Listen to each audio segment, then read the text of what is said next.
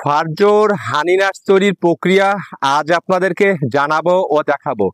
আসসালামু আলাইকুম, আমি প্যারামেডিক রেজাউল ফেরদৌস ফারজো থেকে। আমাদের হানি নাটসে রয়েছে মোট 11টি প্রাকৃতিক উপাদান।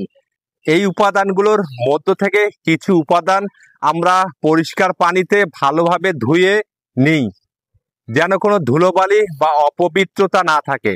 এরপর মধুর সাথে মেশানোর আগে সেগুলোকে সকাল থেকে বিকেল পর্যন্ত প্রাকৃতিক সূর্যের আলোয় শুকিয়ে নিই, যাতে অতিরিক্ত ময়েশ্চার বা আর্দ্রতা দূর হয়।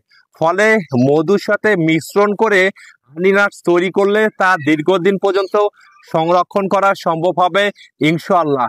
মনে রাখবেন, ফারজো কখনো কোয়ালিটিতে আপোষ করে না, তাই রোদে পুড়ি ঘাম ঝরায় শুধু এই উদ্দেশ্যে যে আপনার পরিবারের কাছে যেন পৌঁছায় ফারজোর নিরাপদ, নির্ভেজাল, পুষ্টিগুণ সমৃদ্ধ, স্বাস্থ্যকর খাবার। ফারজোর এই পথ চলায় পাশে থাকবেন আশা করি। সালামু আলাইকুম।